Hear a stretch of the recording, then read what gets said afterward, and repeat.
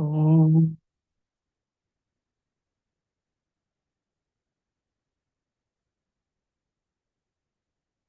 Om.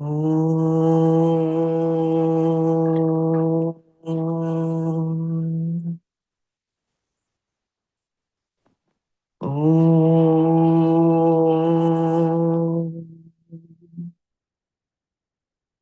Om Sahana Vavatu Sahanau Bhunaktu Sahaviryankaravavahai Tejasvinavadhitamastu Ma Vidvishavahai. Om Shanti Shanti Shantihi.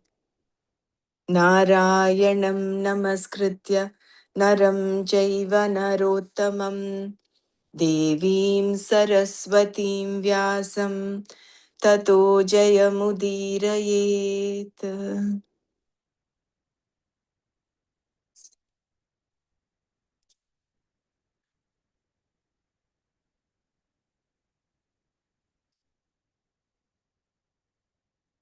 Just give me a second. Jai Gurudev, Miraji, are you available? Yes, I can read today, Bela. Okay. I was supposed to be busy, but then that thing got a little revised, so I'm able to read. Huh? Just give me one. Otherwise, I have no problem. Yeah, no worries. I did not. The thing I told you about is Prasthanatrayam from my. No, I found it, Brahmaraji. You I found it, it. no? Okay, Yes, good. yes, yes. Good, good. So I will just read the shlokas first and then the meanings, and then we'll go ahead. If you read shloka, you want me to read meanings? Yeah, that is fine. You can share the Let me screen if open. you're able to share Yeah, the yeah, I screen for will. the I will. meanings. I will. Yeah, yeah, I will. Give me 2 minutes. Huh? Yeah, yeah.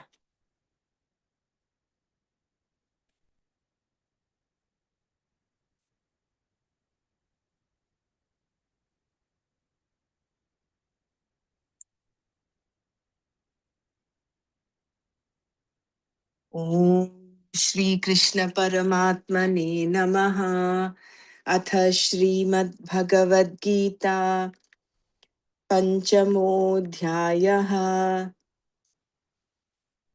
कर्मसन्न्यासयोगः Arjun उवाच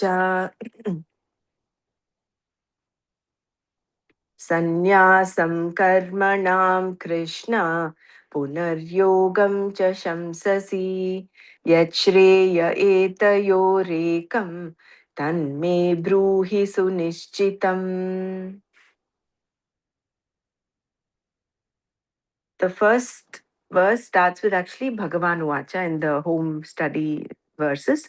So, what Arjuna asks Krishna, Krishna, you extol Sankhya Yoga, the yoga of knowledge, and then the yoga of action. Pray tell me which of the two is decidedly conducive to my good. Shri Is it Bhagavan. The screen is seen, no? Yeah, it's visible. Yeah, you can read. You want to read the first one? Or this one has even Arjuna said. Yeah.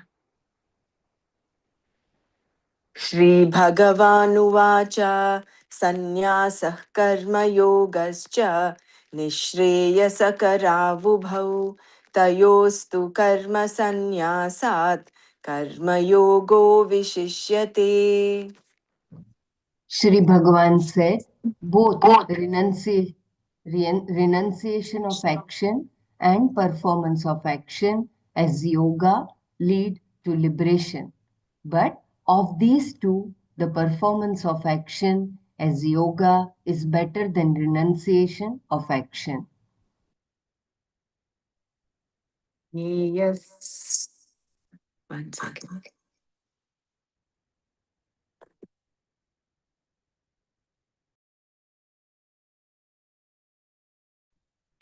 ज्ञेयः स नित्यसन्न्यासी यो न द्वेष्टि न काङ्क्षति निर्द्वन्द्वो हि महाबाहो सुखं बन्धात् प्रमुच्यते. The person who neither hates anything nor longs for anything should be known as a renunciate, O Arjuna, because one who is free from the opposites, likes and dislikes, is effortlessly released from the bondage. साङ्ख्ययोगौ पृथक् बालाः प्रवदन्ति न पण्डिताः एकमप्यास्थितः सम्यक् उभयोर्विन्दते फलम्. Children, those who do not know, but not the wise, argue that knowledge and karma yoga are different. The person who follows even one of the two properly gains the result of both. यत्साङ्ख्यै प्राप्यते स्थानं तद्योगैरपि गम्यते एकं साङ्ख्यं च योगं च यः पश्यति स पश्यति. The end moksha that is gained by the sannyasis is also reached by the karma yogis. The one who sees knowledge and karma yoga as one, that person alone sees the truth. सन्न्यासस्तु महाबाहो दुःखमाप्तुमयो गतः योगयुक्तो मुनिर्ब्रह्मा न चिरेणाधिगच्छति. Renunciation of action, O Arjuna, is difficult to accomplish without karma yoga, whereas one who is capable of reasoning, who is committed to a life of karma yoga, gains Brahman quickly. योगयुक्तो विशुद्धात्मा विजितात्मा जितेन्द्रियः सर्वभूतात्मभूतात्मा कुर्वन्नपि न लिप्यते. One whose mind is purified by being committed to a life of karma yoga, who has mastered the body and has the sense organs under control, and who knows oneself to be the self in all beings, such a person is not affected even while doing actions. नैव किञ्चित् करोमीति युक्तो मन्येत तत्त्ववित् पश्यन् शृण्वन् स्पृशन् जिघ्रन् अश्नन् गच्छन् स्वपन् स्वशन् 8 and 9 are अच्छन् together. गच्छन् स्वपन् स्वसन् श्वसन्. Sorry, I'll say this again. नैव किञ्चित् करोमीति युक्तो मन्येत तत्त्ववित् पश्यन् शृण्वन् स्पृशन् जिघ्रन् अश्नन् गच्छन् स्वपन् स्वसन् प्रलपन् विसृजन् गृह्णन् उन्मिषन् निमिषन्नपि इन्द्रियाणीन्द्रियार्थेषु वर्तन्त इति धारयन्. The one who is together, who knows the truth, thinks I do not do anything at all, even while seeing, hearing, touching, smelling, eating, walking, sleeping, breathing, talking, releasing, grasping, opening, and closing the eyes, the person knowing full well that the organs are engaged in their objects. ब्रह्मण्याधाय कर्माणि सङ्गं त्यक्त्वा करोति यः लिप्यते न स पापेन पद्मपत्रमिवाम्भसा. The one who performs actions, giving up attachment, offering one's actions unto Brahman, is not affected by sin, just as the leaf of a lotus is not wetted by water. कायेन मनसा बुद्ध्या केवलैरिन्द्रियैरपि योगिनः कर्म कुर्वन्ति सङ्गं त्यक्त्वात्मशुद्धये. Giving up attachment, karma yogis perform action purely without attachment, with the body, mind, intellect, and also by the senses for the purification of the mind. युक्तः कर्मफलं त्यक्त्वा शान्तिमाप्नोति नैष्टिकीम् अयुक्तः कामकारेण फले सक्तो निबध्यते. The one who is endowed with Karma Yoga, giving up the result of action, gains a composure born of a commitment to a life of Karma Yoga. Whereas one who is not committed to a life of Karma Yoga, led by desire, is bound, being attached to the result of action. सर्वकर्माणि मनसा सन्न्यस्यास्ते सुखं वशी नवद्वारे पुरे देहि नैव कुर्वन्न कारयन्.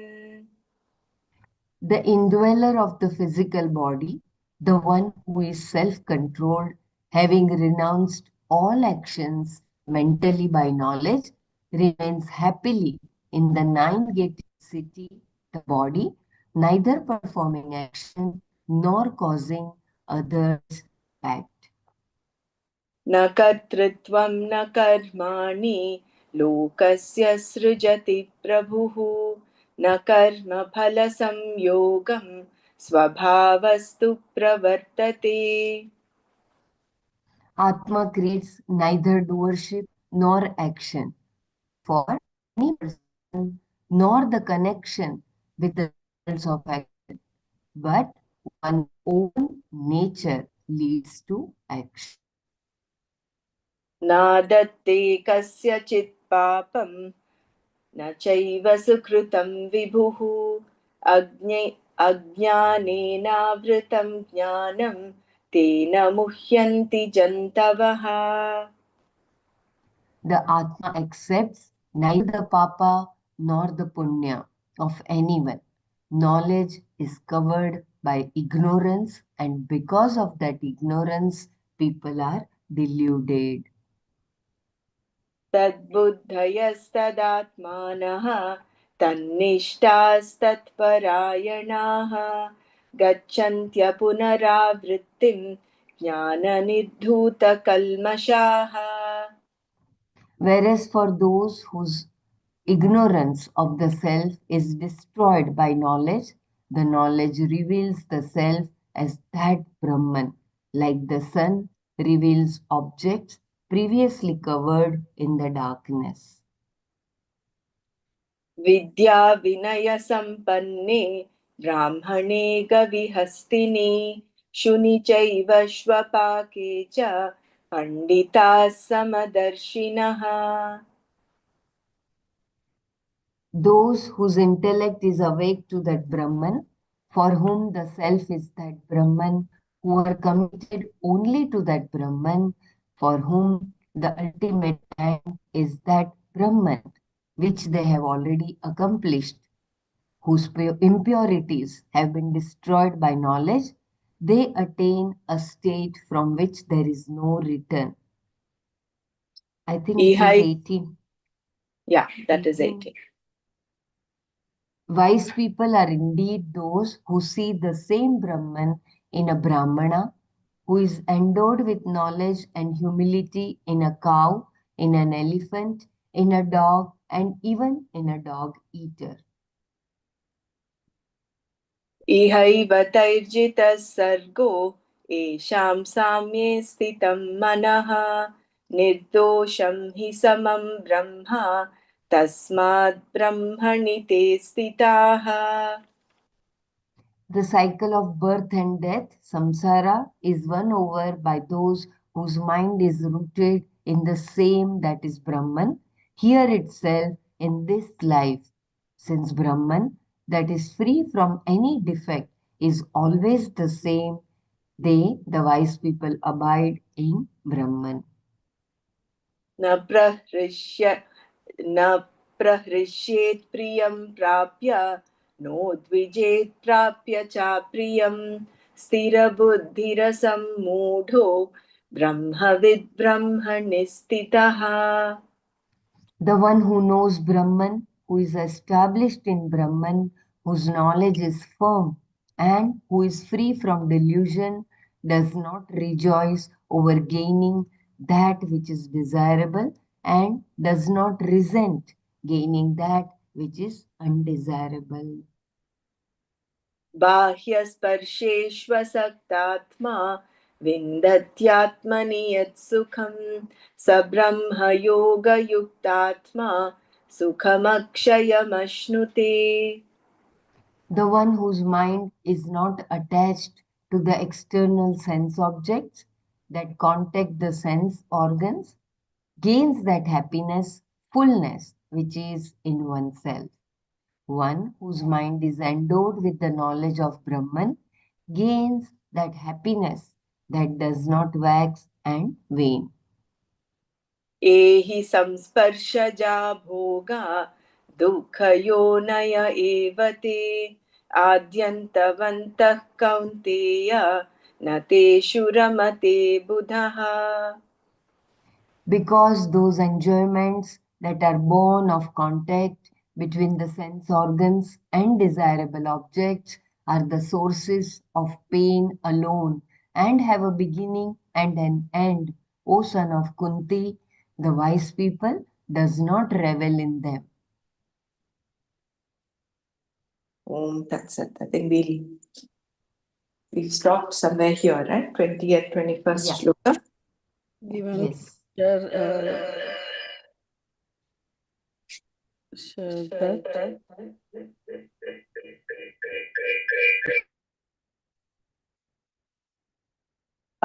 Dr. Mara, I'm able to read today, so not worry.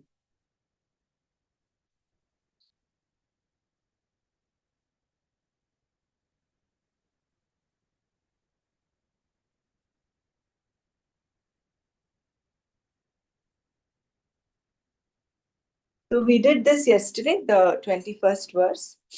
No, 20th. We did 20th. Yeah. We did a Bhagya Parseshu, We did I think one of you has two instruments opened up. So maybe you should disconnect audio in one. Otherwise, there is an echo.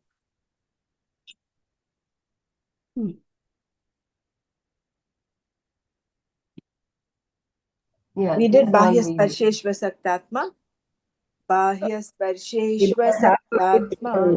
Vindatyatmani yat sukham sabrahma yoga yuktatma sukhamakshayam ashnute. The one whose mind is not attached to the external, that is, sense objects that contact the sense organs, gains that happiness, fullness, which is in oneself. One whose mind is endowed with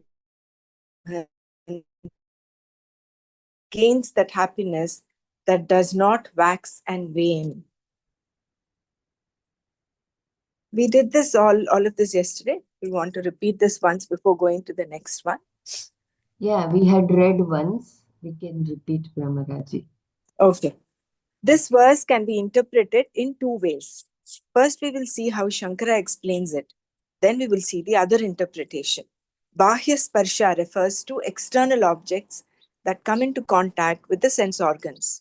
This compound is resolved by Shankara as Bahyascha te Sparshascha, meaning they are external Bahyas and they come into contact with the sense organs Sparshas. Generally, sparsha is used only in the sense of touch. That which is experienced by the sense of touch is called sparsha. Extending this meaning, any object that a person comes in contact with is sparsha. All the sense objects, sound, etc. are sparshas and they are external. Therefore, they are bahya sparshas. Shabdadayah, sound, etc. include all sounds, forms, touch, taste, and smell. And with reference to these external objects, Bahya Sparsheshu, the person is Asakta Atma. That is, his or her mind, Atma, is uninvolved, Asakta, with any of them, meaning that the person's mind is not hooked by them. In other words, the fancies of the mind do not bother the person. The one whose mind is not carried away by such fancies with reference to external sense objects is therefore described in this verse in two words, Bahya Sparsheshu Asaktatma. Freedom from longing. Shankara expresses this Bahya Sparsheshu Asaktatma as one who is free from longing with reference to the sense objects, as Vishayeshu Preeti Varjita, a person who does not miss the external objects. This being so, the person gains that happiness that is in the Atma. Atmani yat sukham tat vindate. Atma here means Satchit Ananda Atma. I will read this one more time. So, Shankara expresses this Bahya Sparsheshu Asaktatma as one who is free from longing with reference to the sense objects, as Vishayeshu Preeti Varjita, a person who does not miss the external objects. This being so, the person gains that happiness that is in the Atma. Atmani yat sukham tat vindate. Atma here means Satchidananda Atma. So instead of being Indriya Rama, he is Atma Rama. He is happy with himself, by himself. He does not need external objects to gain happiness. Happiness, sukha, has to be mentioned in this way because people generally think that the objects themselves give them sukha. But the wise person is also happy without objects being instrumental in any way. If a wise man is not elated by objects, how does he become happy? He is happy because all the happiness is within himself. Sukha is the very swarupa, the very nature of Atma. Thus, the word sukha really means fullness here. Fullness being Atma's nature.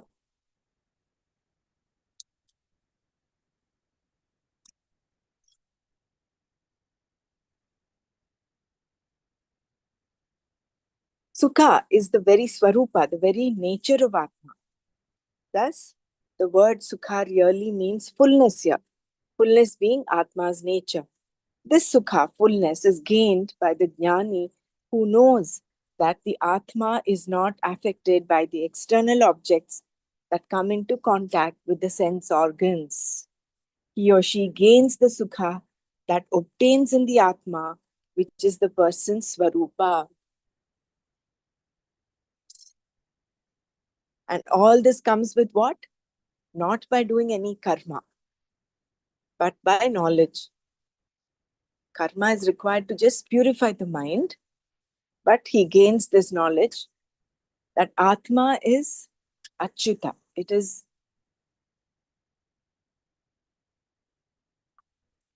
not attached. Neither does it act, cause to act, or give the connect between action and the result. So that way, Atma is completely uninvolved in any of this. And how do we know that the person being discussed here is wise? The next line points this out, along with the context provided by the previous verse. The person is referred to as Brahma Yoga Yukta Atma. Brahma Yoga is the recognition of Atma being Brahman. This recognition itself is the yoga. Yukta in this compound means endowed with. Thus, the one endowed with the knowledge of Brahman is Brahma Yoga Yukta. And the one whose mind is endowed with or resolved in the knowledge of Brahman is Brahma Yoga Yukta Atma. Atma meaning the mind, Antakarana here. This then is the person who gains the happiness that is oneself. Brahma Yoga Yukta Atma Atmani Sukham Vindate.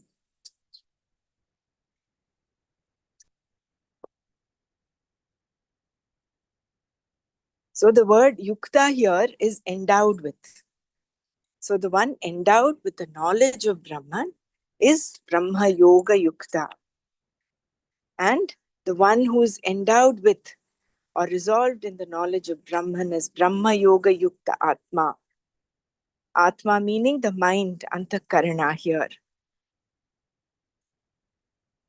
So see, the Atma in the same verse is given two different meanings. So that requires a bit of astuteness that Shankara has to understand in what context Atma means mind, in what context Atma means Brahma.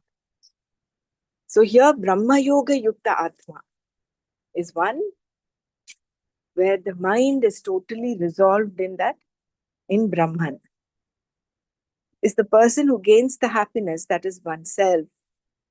Brahma Yoga Yukta Atma, Atmani Sukham Vindate. Relative and absolute Sukha. A question might now be asked, how much Sukha is there in that Atma? There may only be a little bit of happiness, like the happiness one gets from eating ice cream. For example, such happiness comes, but it also goes. For a Brahma Yoga Yukta Atma, is this the kind of Sukha that there is in the Atma? No, says Krishna. The Sukha in this kind of the Sukha in the Atma is Sukha that does not wane. Sukham Akshayam Ashnuti. There is a song, the theme of which is that if you give love away, it will grow. In other words, it does not get spent or die. Similarly, here, the Sukha in the Atma is a Sukha that is not dependent upon any situation. Sukham Akshayam. It is yourself, Swarupa. This verse can also be looked at as a description of two different people by taking the two lines separately. The first line describes the karma yogi who is not carried away by fancies, bahya sparsheshu asaktatma, and the second line describes the jnani who is endowed with the knowledge of Brahman, Brahma Yoga Yukta Atma. If we look at the verse in this way, we see that there are two types of sukha mentioned here. A person who does not depend on any external object or situation for his or her happiness, whether he or she lives the lifestyle of a sannyasi or a karma yogi, has a certain attitude, a cheerfulness and contentment with whatever there is. And because of this attitude, the person gains a greater degree of sukha than a person who is entirely dependent upon the presence of desirables and the absence of undesirables. The latter person's sukha is definitely going to be more short lived when compared to the sukha of a person who is not dependent on situations. For example, you may like tofu, but it may not be served in the way you want it. You may like it as it is, and it may come to you fried.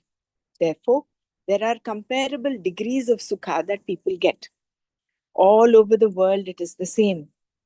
Generally, people are dependent for their sukha upon desirable things coming and undesirable things staying away. So, two ways in interpreting this verse. One is describing the wise person as bahya sparsheshu asaktatma.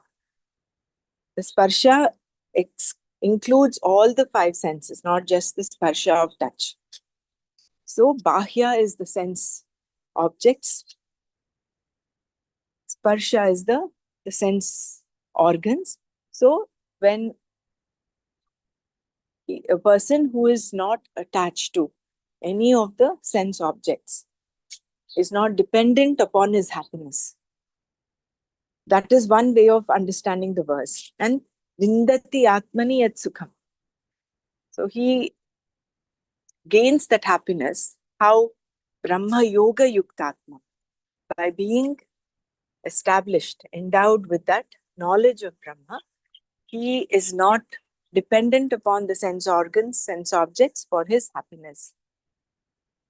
The other way of interpreting the verse is the first line conveys what a karma yogi's attitude is, and the second line describes that of a jnani. So, bahya sparsheshu asaktatma is the karma yogi has a certain cheerfulness, contentment with whatever there is. He is coming with that prasada buddhi and the ishwararpana buddhi. And because of this attitude, a person gains a greater degree of sukha than a person who is entirely dependent upon the presence of desirables and the absence of undesirables. So, when compared to a karmi, a karma yogi is more content. Comparative. He still has not become a jnani. But compared to a person who is a karmi, who is so dependent on the indriyas and their objects, a karma yogi has a more stable, composed mind, centered mind.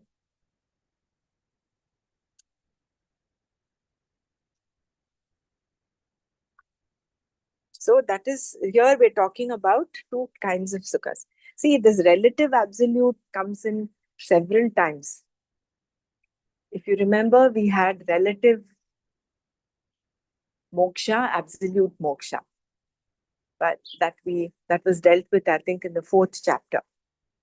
And now it is relative happiness, absolute happiness.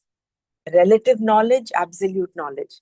So that relative applies to a karma yogi and the absolute refers to that of a jnani.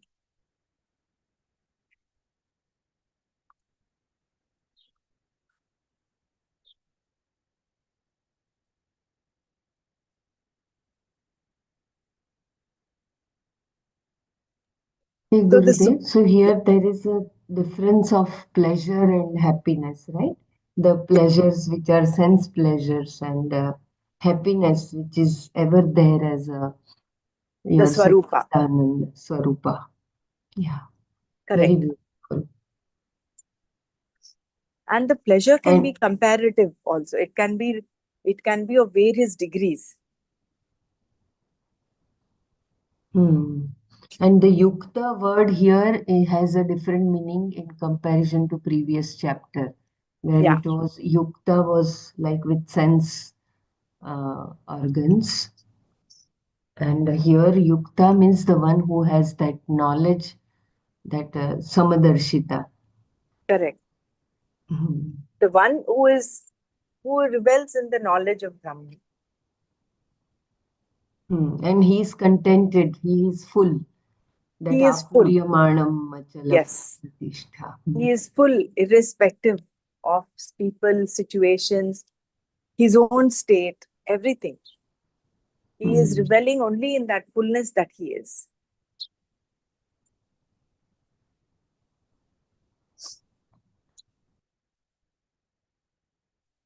The sukha of maturity. Suppose, however, there is a person who, because of an inner maturity, is able to find a happiness, a cheerfulness in doing what he or she can do. Such a person definitely gains some sukha. Because of a prayerful attitude, the person picks up a sukha that is not totally dependent upon his or her raga dveshas. Instead, it depends upon the person's sense of satisfaction. This is the person who begins to discover that there are certain things that are to be done and enjoys doing them as an offering to the Lord. Ishwararpana buddhya. Because the person is courting the Lord, so to speak, he or she will naturally discover a certain joy. And because of this love or cheerfulness that the person enjoys, he or she is not held by raga dveshas. So the Lord becomes his or her Valentine. The freer you are from your raga dveshas, the more you can enjoy small things. Even the stars will be enjoyable to you. There are many things in life you can enjoy without fulfilling your likes and dislikes. Thus, the person who is bahya sparsheshu asaktatma gains sukha in the mind. Even if the person gives up something, he or she does not really miss it. And again, there is sukha, a sukha which is limited, but definitely better than the sukha enjoyed by the person who is totally dependent on one's raga dveshas. The sukha of the person who is committed to raga dveshas is going to be very limited. and is not going to be lasting. Whereas the one who is not in the hands of likes and dislikes, whether a karma yogi or a sannyasi, has a certain disposition because of which happiness is gained in oneself. Atmani sukham vindati. Here, Atmani should be taken as in oneself, that is, in one's mind. Now, what happens if this same person, the Bahya Sparsheshu Asaktatma, becomes a Brahma Yoga Yuktatma? By withdrawing from the hold of likes and dislikes, the person definitely gains some sukha. But when this same person becomes one with Brahman, when the person's mind is alive to the knowledge of Brahman, what sukha will the person gain? Such a person gains a sukha that does not wax or wane, the sukha that is the swarupa of oneself.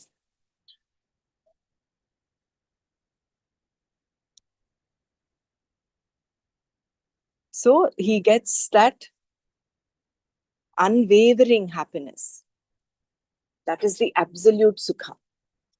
We see in all of this then an order. For one whose mind is not attached to external objects, there is some sukha, not because of the objects, but because of the cheerfulness of the mind. This is due to antakarana shuddhi. And if such a person becomes a Brahma Yoga Yuktatma, the sukha gained will be one's very nature, unlimited and eternal. So one is binding sukha, that is for a karmi, non-binding for a karma yogi, and boundless happiness, which is eternal, which is unwavering, no waxing and waning, that of a jnani. So there are three categories over here. The order. The significance of context. Thus, this verse can also be seen as reflecting this order. If Shankara were here, I think he would agree with this latter interpretation, given that it holds with what was said before and what was said later.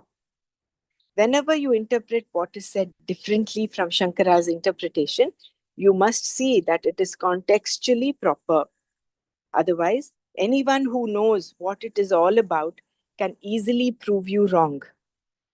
If, however, having understood the context properly, you are able to see another meaning, one that does not go against anything that is said and fits better into the context, you can present it and tradition will accept it. Shankara himself often views a verse in 2 or 3 different ways, a practice the tradition allows, provided, of course, that it facilitates understanding without hurting what the Shastra says grammatically, contextually, and logically. Because the tradition thoroughly analyzes the Shastra before giving its meaning, presenting any other meaning requires the utmost care and consideration in terms of what has been said before and what is said later. We shall see how this latter interpretation is upheld as we proceed. So it seems like this is the last interpretation, that order of Sukha is Swamiji's interpretation. And he says it is in line, contextually, it is in line with the train of thought, the previous verse and the succeeding verse. So seeing the same verse in 2, 3 different aspects, provided it is fitting into the context, fitting into what the Shastra wants to convey.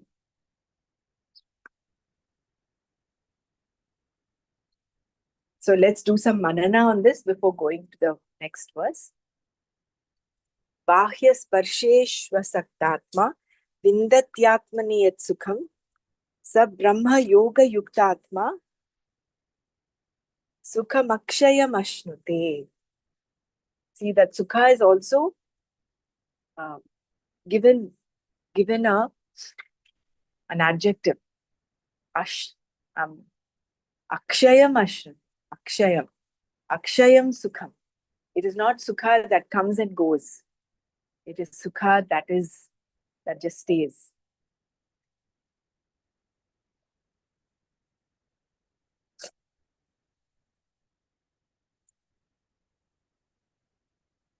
And what caught my attention was a person who is not bound by his raga dveshas.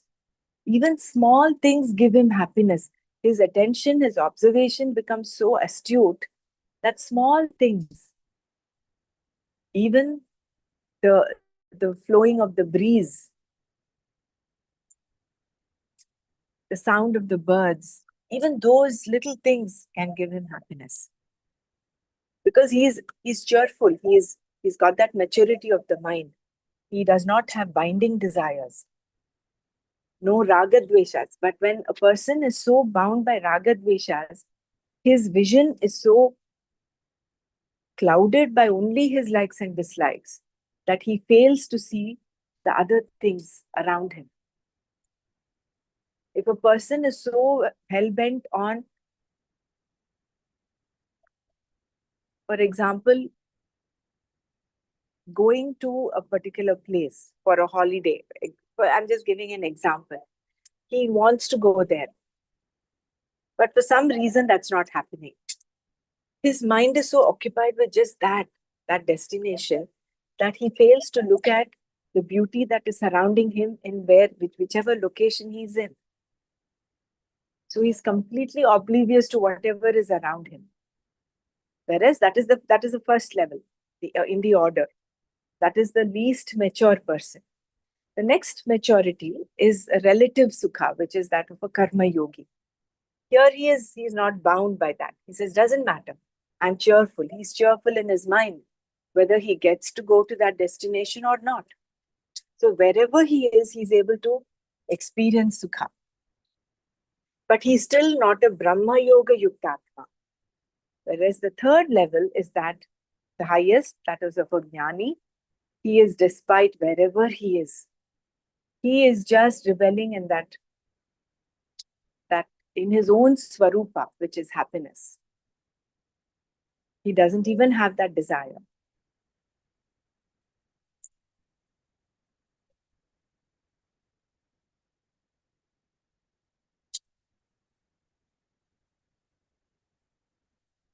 So let's all share so we can move on to the next verse.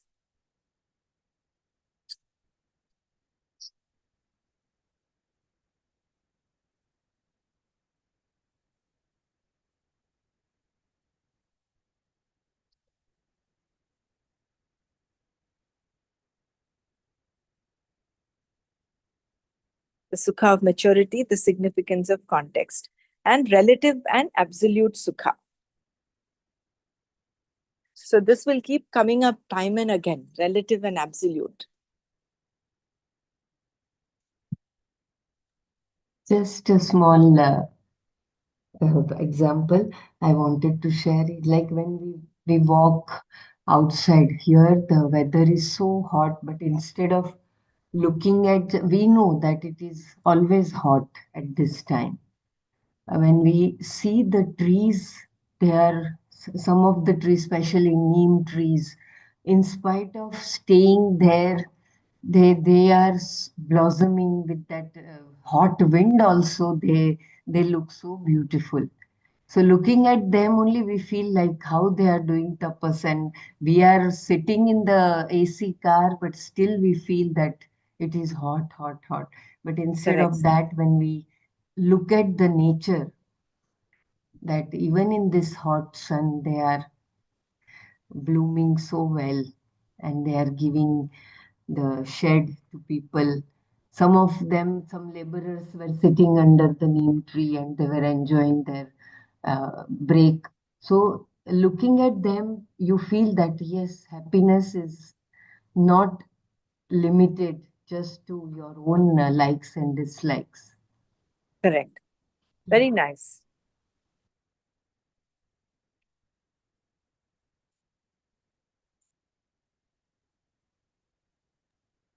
That, but the Bhagyas Patseshu, that's only limited to that sense objects, to the sense organs, uh, that's more limited sukha. If you don't get it, then people get upset, and that's That's what we read in the previous one, right? Desirable and undesirable situations. See, even that example of that tofu, Yeah, you like tofu in a certain way. If it Mm. is done in another way, it upsets one, right. right? So see, if we look at our own lives, there are so many things I can relate to this because being a perfectionist, I Mm. like things done in a particular way. If it Right. is done in a slightly different manner, it tends to put me off.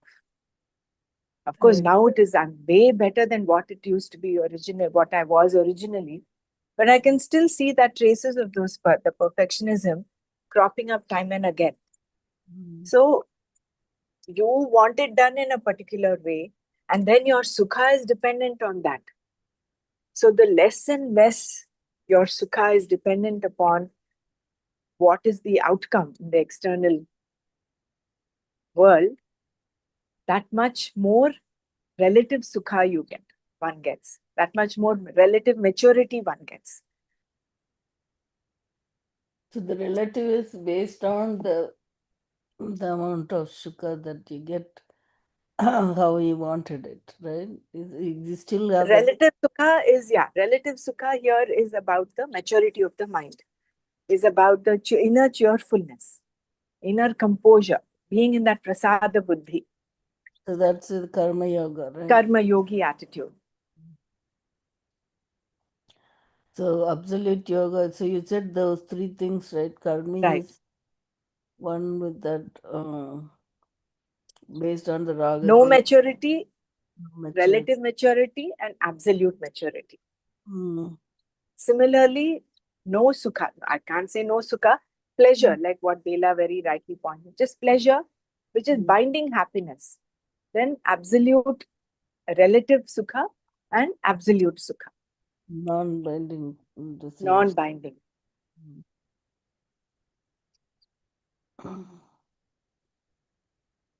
Yeah. That sentence is very nice, right? Asaktatma. That not attached to those.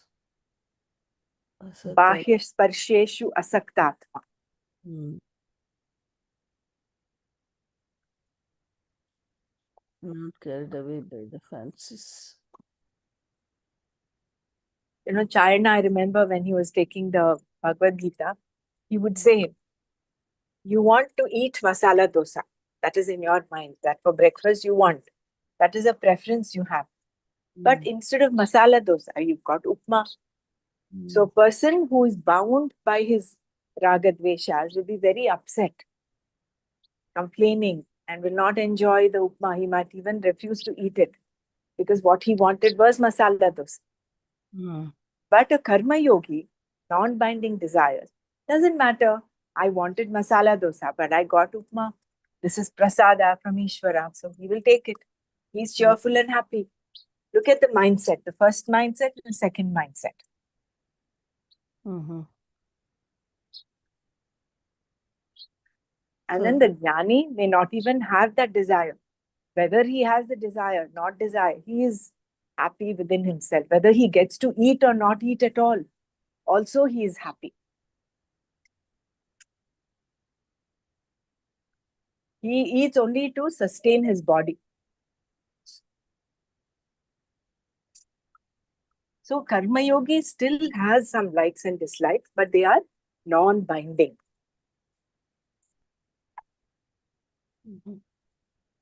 They don't affect his peace of mind within, his cheerfulness inside. And everything is in the mind only. It took so Yes. many years at times, I feel like my whole, when I used to drink tea, it was like in the morning, as soon as I wake up, if I don't get, then it was like, it was like Hell breaks something which loose. is, yeah, it was not at all acceptable in any situation, whether I'm here in Dubai or in India or in wherever I am. The first thing was the cup of tea, and that also with the taste of mine, with ginger and elaichi and mint and everything. So uh, it was so much dependent on those small things, and it took so many years. And of course, I am not at all attached to that now. But again, that I was thinking it took so many years to realize that it was all in mind. And uh, it is really, I mean, that's why now the only the compassion comes whenever I talk to people, whenever I maybe they are my in-laws or my own mother. They love tea so much, but only compassion. I used to tell before, no, you should not have this. It is damaging to your health. You can have it later on in the afternoon, but not as a first drink. But then it takes. I also know now that it takes so many years to realize that. Mhm. And certain things they don't go easily because this we have this like a garlic when it is kept in a bottle, the smell still remains Rasa. in the rasa. Yeah. And it's all in mind. It is really, it doesn't take a long time once you feel from inside that you want to be free from this. Yeah. Jai Gurudev. And with this knowledge, very nice, Bella. Thank you. So, with this knowledge that Atma is standalone, it is not attached to the sense organs, sense objects, and whether they are being fulfilled. The sense organs are what? Just that golakas. They are just those receptors. It is the mind that takes a decision. Whether, and it is the mind is the seat of perception of all these. And if we look at it again, who is there behind the mind? Why is the mind getting so attached to all of this? All of it boils down to ajnana, avidya, all that darkness of lack of knowledge is what is causing all of this binding desires, thinking. And that is why people are fooled. They say, oh, if I get this, the happiness point in our happiness program, where if I get this, then I'll be happy.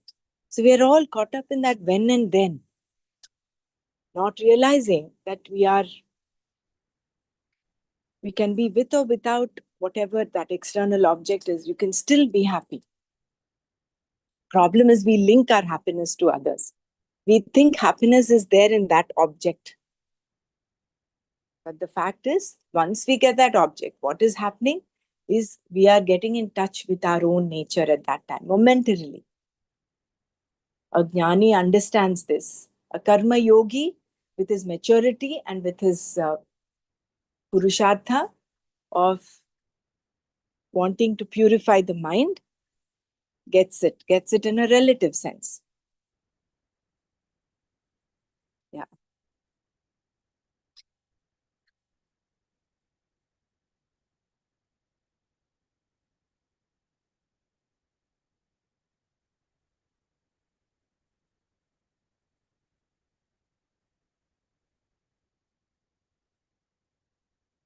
See, the word sukha really means fullness here. This sukha fullness is gained by the jnani who knows that the atma is not affected by the external objects that come into contact with the sense organs. He or she gains the sukha that obtains in the atma, which is the person's svarupa.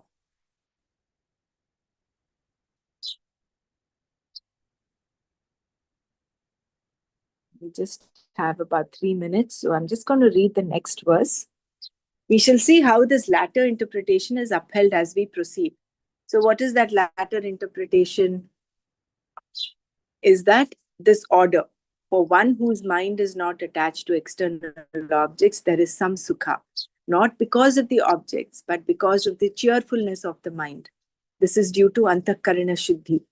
And if such a person becomes a Brahma Yoga Yuktatma, the sukha gained will be one's very nature, unlimited and eternal. So we'll see.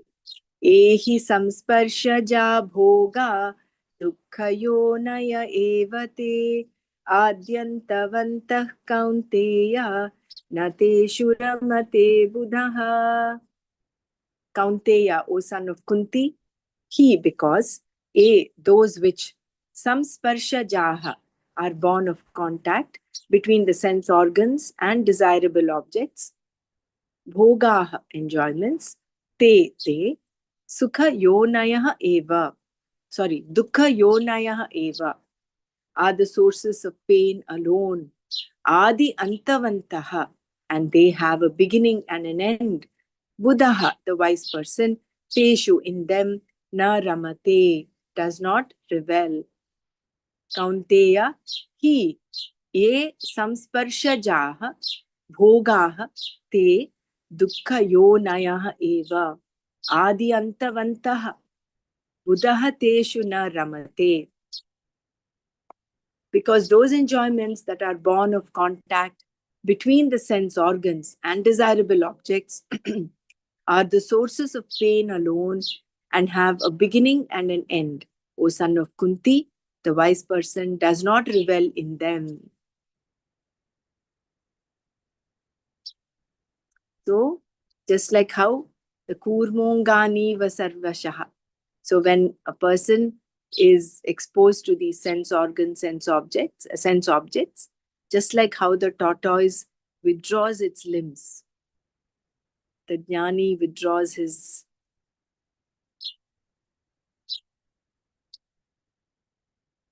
the sthita prajna.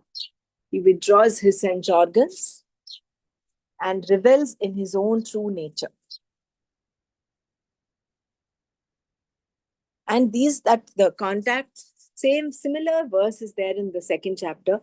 Matra sparshastu kaunteya, shitoshna sukha dukkhadaha, agama payino anityaha, tam stitikshasva bharata.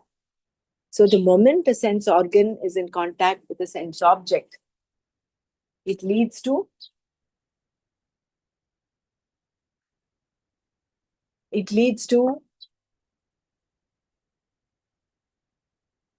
the pairs of opposites. Matra sparshastu kante, shitoshna sukha dukkhada. And what are they? What is the nature of this pairs of opposites? Agama payino anityaha. They have a beginning, they have an end, and they are impermanent.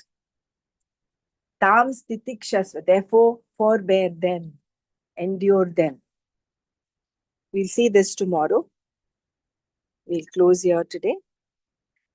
Om Loka Samasta Sukhino Bhavantu. Om Shanti Shanti Shanti. Om Tat Sat.